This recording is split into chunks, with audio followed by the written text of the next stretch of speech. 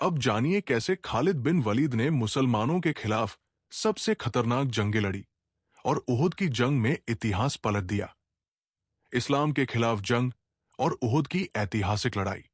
खालिद बिन वलीद रज़ियल्लाहु अन्हु अपनी जवानी के जोश में इस्लाम को दुश्मन समझते थे। उन्हें लगता था कि ये नया दीन अरब की पुरानी परंपराओं, कबीलाई ताकत और उनकी शान को खत्म कर देगा। इसलिए उन्होंने ठान लिया था कि वो इस्लाम के खिलाफ हर जंग में हिस्सा लेंगे।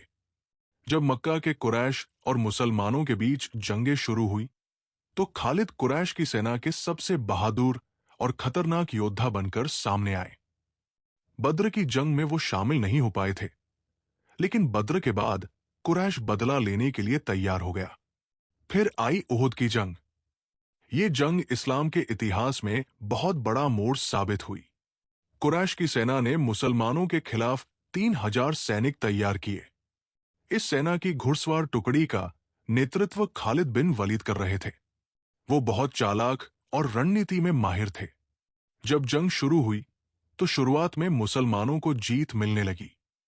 हजरत मोहम्मद सल्लल्लाहु अलैहि वसल्लम ने पहाड़ी पर कुछ सहाबा को तैनात किया था और उन्हें सख्त हुक्म दिया था कि वे अपनी जगह न छोड़े। लेकिन जब कुछ तीरंदाजों ने यह समझ लिया कि जंग जीत ली गई है, तो वे अपनी जगह छोड़कर मैदान में उतर आए। बस यही वो मौका था जिसका खालिद बिन वलीद इंतजार कर रहे थे।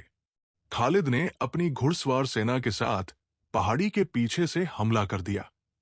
मुसलमानों की पंक्तियां टूट गई और जंग का पासा पलट गया। ये उनकी युद्ध रणनीति का सबसे बड़ा कारनामा माना जाता है। इस हमले में कई सहाबा शहीद हो गए और मुसलमानों को भारी नुकसान हुआ।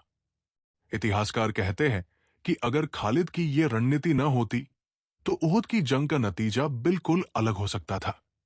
उस समय खालिद को मुसलमानों का सबसे बड़ा दुश्मन माना जाता था। लोग कहते थे कि कुरैश की सेना में सबसे खतरनाक दिमाग और तलवार खालिद के पास है।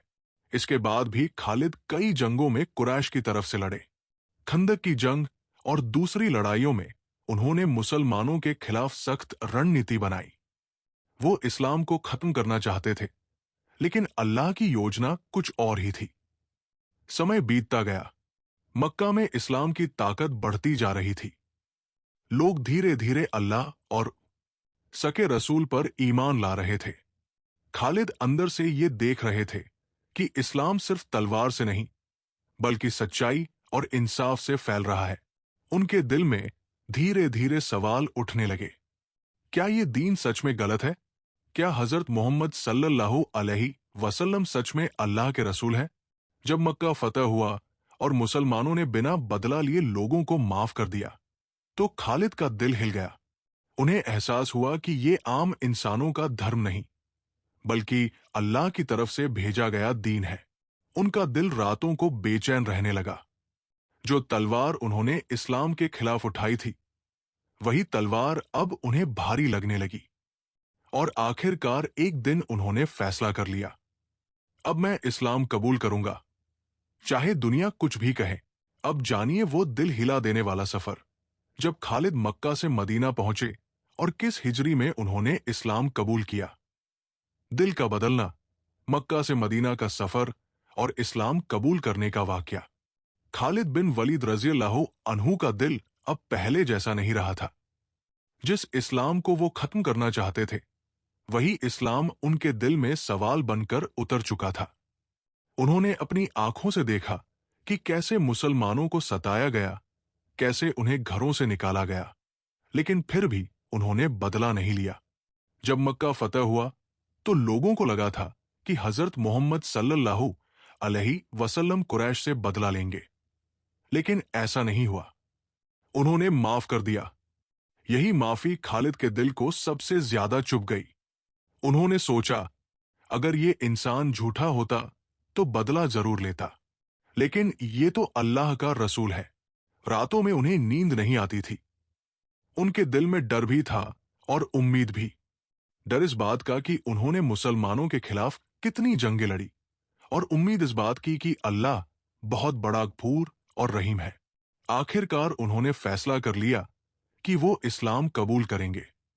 वो अपने भाई और कुछ साथियों के साथ मक्का से मदीना की तरफ निकल पड़े। ये सफर आसान नहीं था। ये सिर्फ रेगिस्तान का सफर नहीं था, बल्कि दिल और जिंदगी बदलने का सफर था। हर कदम पर उन्हें अपनी पुरानी दुश्मनी याद आती थी, लेकिन दिल में एक ही बात थी, अब मुझे अल्लाह और उसके रसूल की तरफ लौटना है। खालिद बिन वलीद रज़ियल्लाहु अन्हु ने 8 हिजरी में इस्लाम कबूल किया। जब वो मदीना पहुंचे तो सीधे हजरत मोहम्मद सल्लल्लाहु अलैहि वसल्लम के पास गए। उन्होंने कांपते हुए हाथों से सलाम किया और कहा, अल्लाह के रसूल, मैं इस्लाम कबूल करना चाहता हूं।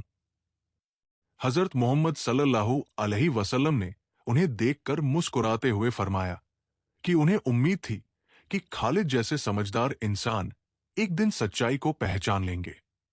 खालिद ने कहा, मैंने बहुत गुनाह किए हैं, क्या अल्लाह मुझे माफ करेगा?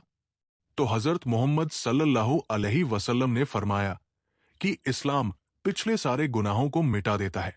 ये सुनकर खालिद की आंखों से आंसू बहने लगे। उन्होंने कलिमा पढ़ा और मुसलमान बन गए। जिस तलवार से उन्होंने इस्लाम के खिलाफ जंग की थी, वही तलवार अब इस्लाम के लिए उठने वाली थी। कुछ ही समय बाद मुता की जंग हुई। इस जंग में मुसलमानों के 3 बड़े कमांडर शहीद हो गए। सेना मुश्किल में पड़ गई। तभी खालिद बिन वलीद ने कमान संभाली।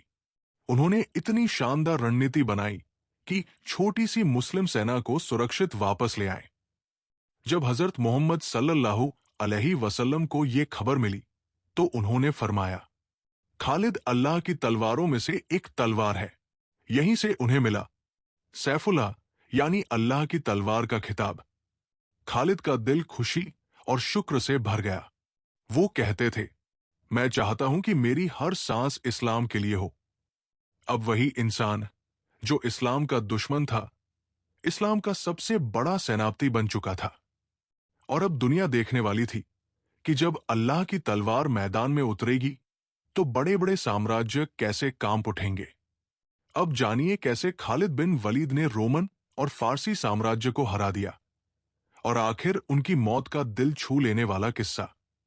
इस्लाम के लिए जंगे, अजय सेनापति की कहानी और दर्दनाक वफात।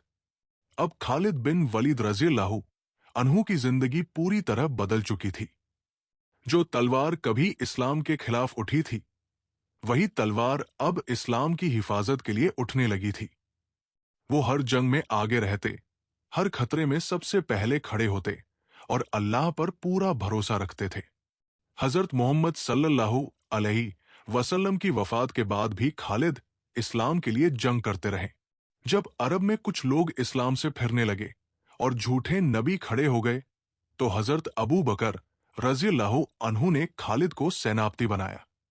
खालिद ने यमामा की जंग में मुसलमानों की तरफ से बहादुरी से लड़ाई लड़ी और मुसैलिमा कज़्ज़ाब जैसे झूठे नबी को हराया। उनकी रणनीति इतनी तेज थी कि दुश्मन समझ ही नहीं पाता था कि हमला कहां से हो रहा है। इसके बाद उन्हें फारस और रोम जैसे बड़े साम्राज्यों के खिलाफ भेजा गया। उस समय रोमन साम्राज्य और फारसी साम्राज्य दुनिया की सबसे बड़ी ताकतें थी। खालिद बिन वलीद ने थोड़ी सी मुस्लिम सेना के साथ बड़ी बड़ी सेनाओं को हराया। यरमुक की जंग में उन्होंने रोमन सेना को ऐसा झटका दिया कि इतिहास बदल गया। इतिहासकार कहते हैं कि खालिद की युद्ध रणनीति आज भी सैन्य अकादमियों में पढ़ाई जाती है। वो कहते थे, हम जीत तलवार से नहीं, बल्कि अल्लाह पर भरोसे से पाते हैं। इतनी सारी जंगों में हिस्सा लेने के बावजूद, इतनी तलवारें खाने के बावजूद, उनके शरीर पर सैकड़ों जख्म थे। हर जगह तलवार और भालों के निशान थे। लेकिन अल्लाह की किस्मत कुछ और थी। इतना बड़ा योद्धा शहीद नहीं हुआ, बल्कि बिस्तर पर उनकी वफात हुई।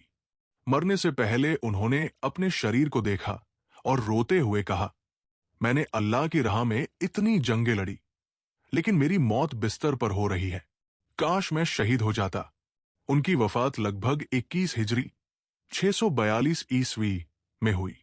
उनकी कब्र सीरिया के हिम्स शहर में मानी जाती है। हजरत खालिद बिन वलीद रज़ियल्लाहु अनहु की जिंदगी हमें सिखाती है कि दुश्मन भी वली बन सकता है। दिल बदले तो इंसान इतिहास बदल सकता है। अल्लाह जिसको चाहे सैफुल्लाह बना देता है। अगर आपको हजरत खालिद बिन वलीद रज़ी अल्लाह अन्हु की ये कहानी पसंद आई तो वीडियो को लाइक जरूर करें, अपने दोस्तों के साथ शेयर करें और चैनल को सब्सक्राइब करें ताकि ऐसी और दिल छू लेने वाली इस्लामिक कहानियां आपको मिलती रहें। और कमेंट में लिखिए सैफुल्लाह, अगर आप भी हजरत खालिद बिन वलीद से मोहब्बत करते हैं।